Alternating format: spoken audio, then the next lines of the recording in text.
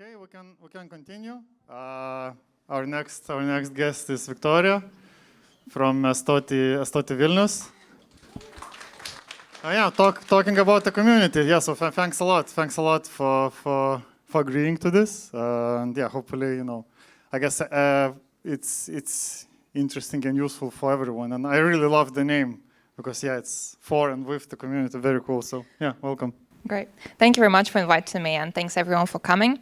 Yeah, many people in the audience make me nervous, but if you can giggle a lot sometimes and just smile to me, I think it will make me feel much better. So, all right. Frankly speaking, I work as a community manager a little bit more than a year, but came to the understanding that I need to always remind myself what am I doing? Why am I doing this? So when I got this invitation to give a speech some kind of here, I thought maybe people working in the same position would like to be reminded as well, and people who have no idea what the community management is might be interested to know why your company holds at least like one position for community manager, or maybe you want to build a community and what to do with it. So oh yeah, my name is Victoria, if you didn't know yet. I work as a community manager and support, player support in Estoty Vilnius. And honestly, before that, I didn't have much of experience with maintaining communities. It did help to run some student projects, student groups, and some guilds of MMORPGs, but the experience there is completely different. The schedule, the tasks, how you talk to people, very different world. And yeah, I'm trying to understand what kind of notes I have here, but anyways, I already lost them. But thanks to my studies and my interest in social medias and social sciences and how people communicate online, on online platforms and in the games, it kind of made this job position, I would say, entertaining. Yeah. So when I got enrolled to this position, I got one very big and clear task: build a community. Yeah, I started Googling. Well, because I didn't want to, lay some bricks. I wanted to build a house, basically, and I needed to understand what am I doing, what kind of a thing I'm trying to make up here. And yeah, first things first is defining a community. Well, looking at those events on Facebook, like, Foreigners in Vilnius Meetup, Gamedev Meetup is here, I don't know, weekly Sunday Lindy Hop or something like that. So people with same interests, they gather together, and their common interest, it turns into some kind of action. And I do feel that community here means a collaboration at first, and let's say, well, otherwise it's just coexisting, okay? Damn, I need to hold it like this. And let's say it should be a peer-to-peer collaboration because, well, it's community is something different from collabing of businesses and stuff. And let's imagine that first and the only Game Dev Meetup happened in 2005. I mean, you wouldn't be sitting here and thinking, oh, it's so great to meet these people again, and it was such a nice time last time. Yeah, such a nice evening last time. We had so much pleasure being there. No. So to feel the sense of community, it should be some kind of ongoing collaboration, ongoing peer-to-peer collaboration around a shared interest, because there should be something that ties people together. Yeah, whatever my notes are. And to the game developer, a community is the audience, but not only. All players are your audience, while the community is most loyal and most valuable part of the audience. And to make it more clear, let's say your audience would like to have an edited video interview with a game developer and answering several questions, while your community would like to just chat with a game developer in Discord or something. Another example would be like a community would want to have an uncut gameplay video to figure out the feature themselves, while the audience would love to see a slick trailer of the new feature, just to see how it is. Yeah. And as a game developer, you kind of, staying out of touch with your players. You're not really close to them. And let's be honest, Google reviews are really not representative.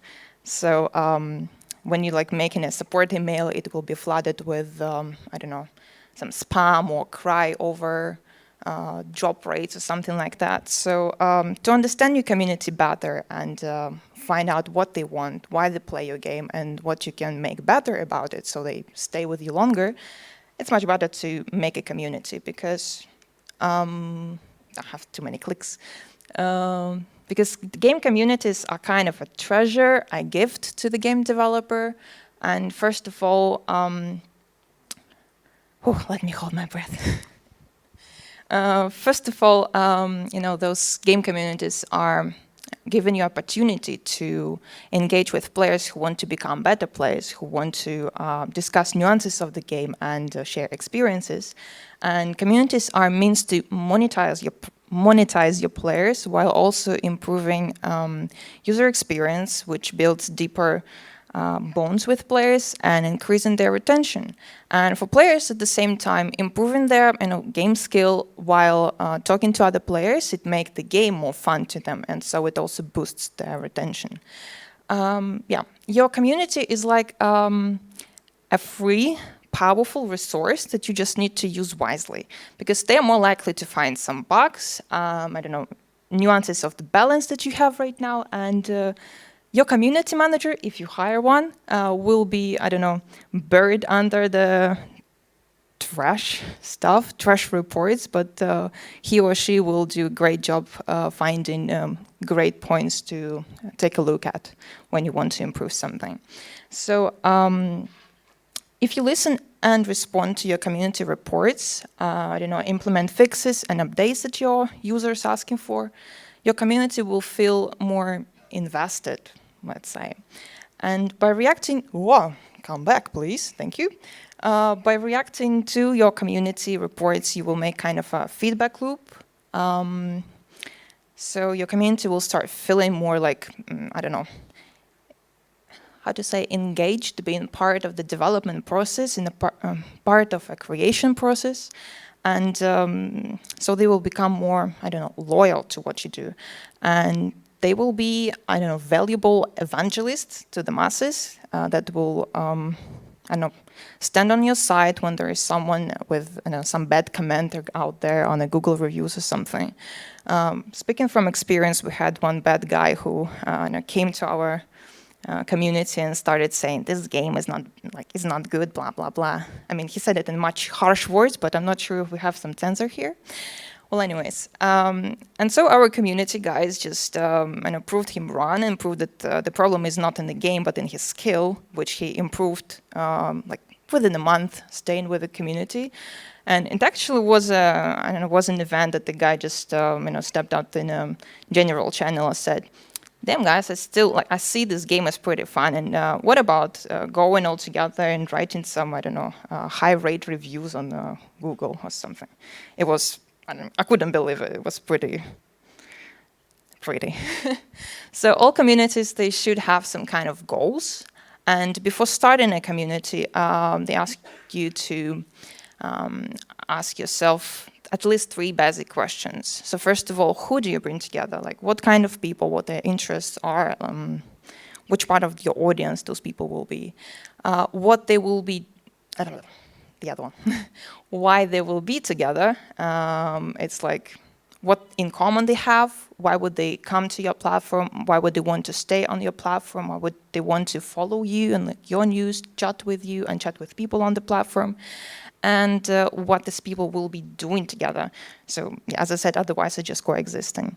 And once I came across this phrase, and actually it sums up everything I wanted to say today. I mean, it's not the end of the presentation, but I wish it was, because it just tells so much about community management. So we start with building a community for players. So make a place they want to be on. When you start building a community, just keep in mind that missions begin when like-minded decide to collaborate towards a common purpose. And in case of Squad Alpha, it's the game that I work on, I would say People came to us in search of support and help to become better players, to fix some of their issues, and to find people who, feel their pain about low rates, like low drop and stuff like that. But they won't just come and stay. No, you need to create some means for them to engage. Think of how they can communicate and what they can chat, how to make their chats better, funnier, more informative too. So pick a good platform that will match your needs and the needs of your community. So it will be convenient for them to stay on this platform. What members like the most about community is simply people. And I would say before starting a community, you need to think of rules and establish good rules that will help to maintain a particular attitude and atmosphere. And what I really like the most about setting up the rules is that it helps to legitimize your, kicking or banning some bad guy on your platform. It's great. Next thing, communities, they need home. Some place where they can celebrate, gather together. It's a place that they can show visitors with pride. It's, it's beautiful, it's welcoming. And the design of the home, let's call it home, it represents community's heritage, its culture, its beliefs, and by building up a place to which your community can, relate to, you giving them a sense of belonging. They can have the sense of belonging to the place where they are on. People connect. People need to be able to find each other and easily keep up connections alive. So it's important to stay connected, to stay in contact with your community, so they don't feel abandoned. And being connected is, a feeling of togetherness. It's a set of relationships and all that stuff. So you can't just leave them out there by themselves. You need to talk, you need to share, you need to be part of their community. And also provide them with some kind of vision and line of sight. Let them know how they can be proactive, how they can make an impact in your community towards your project, what you do. Like when building a game, you try to make every team member feel valued, do their job and be happy about it. So this is pretty much the same thing, although you don't pay them, right? And I would say it's great to demonstrate compassion and help others feel a sense of belonging. And that's pretty much it, what I wanted to say about compassion, yeah. Symbols, they also bring a sense of community and, belonging to it. But in real world, we go with, t-shirts, badges, pins, or something like that. And you can do pretty much the same stuff online. It very much depends on the platform, but you can come up with some, profile badges and banners, some stickers that only community members can use and all that stuff. Maybe merch as well, but it's all up to you. So discover the platform which you use for your community and find out what it can give you as symbols. And you can just, research some existing communities to know what they do and try to do what they do as well, if you like it. So here, the community kind of exists. You built it. It's great. You build a sense of community, sense of belonging. But it's pretty much becomes difficult to maintain it with time. And I forgot what I wanted to say. So here you don't need to stop. You need to continue building the community, but proceed building it with the community. This is just, by the way, not a list of things to do in particular order, just saying. So I will start with distributing roles. And honestly, when we distributed roles, when we had moderators, oh my God, I had such a nice sleep that day. First time, coming back to work in the morning and moderators leaving the reports of how many people they kicked or why they timed out this or that user. It's so great. I don't need to go all over the Discord and read every chat and clean up everything, being nervous of how many people already saw this trash happening there. I mean, not many bots can help you to maintain the cleanness in the Discord, right? So people really help, and people with different time zones. Oh my God, it's amazing. So conflicts, they will appear, and they might come from the inside of community and outside of it. And it's important to embrace those conflicts and diversities, like work through differences of opinions and make space for like civil discussions, and make your players understand that this place is safe for them to show and like to share what they think about new feature, about this or that, I don't know, new upcoming feature to the game, like this or that change. How would you call it? I forgot the name. Anyways. Yeah, and great ideas might come already after those discussions with completely different points of view, by the way. Strong communities, they are always evolving, and they aren't immune for tough circumstances. Instead, they adapt and become stronger as they, I don't know, cope together. So your players are like part of your team. You need to treat them like that, and they want to cope with you. Community players, they are I don't know, your comrades, and they want to be on your side occasionally, so let them do that. When people within community progress, so the whole community progresses too.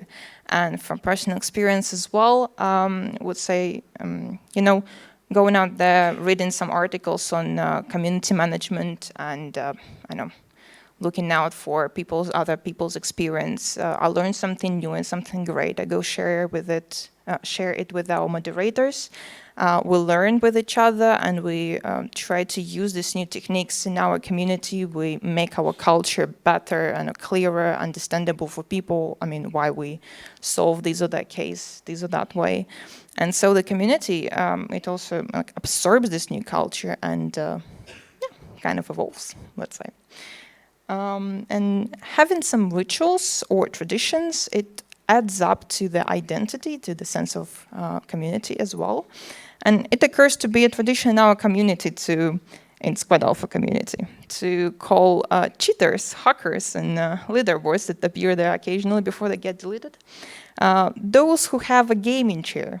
So when someone appears in a leaderboard and it's clearly cheater, someone newbie in the community asking, what is this cheater doing? How he can do this? Like how he can get to this highest floor with that loadout?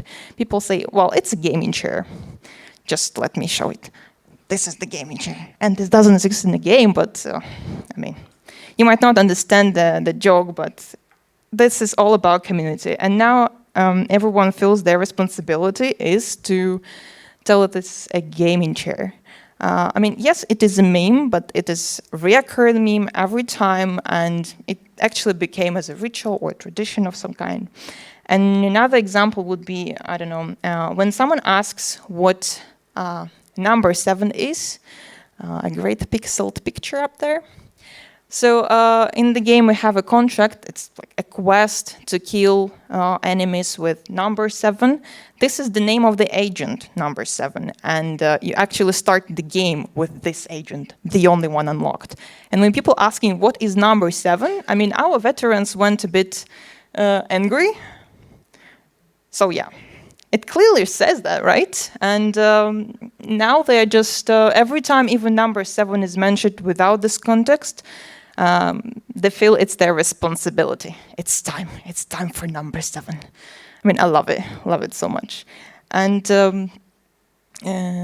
yeah, and as example of ritual, I would say when you become a moderator, I make them swear to Father, Son, and the House of Squad Alpha, and actually thinking to do the same thing for beta testers because, I mean, why not? Yeah, and it's actually going to be the last part of my presentation, so when seeing all this, heard all this thing, I need to stop here and ask you and myself as well, are you able to be a full-time mom or dad to your community? Because those are kids, and you're trying to build a home for them, I don't know, a safe place, a safe playground, and you know, watch their friends do and make sure no one bullies your kid, right? And well, I mean, what else is there to say? It's hella responsible work, to be honest. And you won't sleep at the beginning of building a community for a couple of months if you don't have someone to share these responsibilities with. So if you aren't ready, if you don't have, if you cannot give a full commitment to this kind of job, I mean, I would say there are foster parents, right? But you can also just hire another person who would like your kids as much as you do, and I mean, to whom you could share, I don't know, your control panel with. So find someone who, I don't know, shares the same idea about community as you do, so you could start building a community together. It's, yeah, great point. And I think all that is left to say is, yeah, best of luck. Yeah, thanks a lot. Yeah, I guess a lot of luck is involved in this management of people. Do we have one or two questions? I mean, later I can share lots of good stories, but down there at the bar. Yeah, of course. But anybody has something on their mind? There is someone. Oh. Here and Yeah, I'm very curious. Is there a hygiene for you, work and, you know, free time? Because it looks like, you know, it's not like a 8 hours job. It is not 8 hours job, at least at the very beginning. But it took me almost a year, since I was the only community manager and the first one to started building. It took me almost a year to actually find good people that I can rely on, and the moderators, I mean, and to find another person, another community manager who would take lots of responsibilities of my own, because I'm not only a community manager but a support, and we have like, I don't know, hundreds of messages coming every day, so it's pretty much a lot. But recently I've been on vacation and said to moderators, don't you dare ping me up there. And oh my God, it was so great. I mean, I lie on the beach and I have a ping. I open the Discord and I see some newbie pinging me for some like unknown reason. And moderators are like, what did you do? So yeah, I had the free time up then. So it comes with time. So when you start, just make sure that the first, I don't know, few months or a few years are completely free without breaks, but you will make it. So yeah, when you search for a community manager, just make sure a person is ready. We've got a question there, I think. Yeah, hello. Did I answer yours? Great. Hello. So you've mentioned building community on a platform. You've shown screenshots from Discord. What kind of other platforms you have built communities on and you currently maintain on? As I said, this is my first real full-time job and stuff that I do. But I would say you can also go with Reddit. It's pretty much a great idea. Depends what your game is. They also build communities on Facebook. And what I didn't mention is that your players may already have a community which you can just join later and become someone with authority in there. So we have a community of guys on Facebook, and right now we're trying to sneaky get into there. And I mean, it's okay. It's different. It's completely different than Discord, but you still can work with it. There are a couple of more, but I would say Reddit is the better one. And for comparison, how large are your communities on Facebook and on Discord? I didn't look at Facebook, to be honest, because most of those people are just, I don't know, some unknown guys, and I'm not sure if they're real even.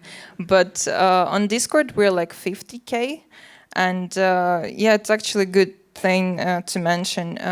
I work in Estoty Vilnius, but there is also Estoty Riga, another section of our company, and they also started running a community on their game, and they have more than 100 users. And it's important to understand how different the games are. So their game is much more casual and attracting different kind of players, while our game, Squad Alpha, is hardcore. Was supposed to be hyper casual, but it's not, and it's a shooter game, so it will attract less users. But 50K is something to work on. Okay, thanks a lot. Thanks a lot Welcome. for Victoria.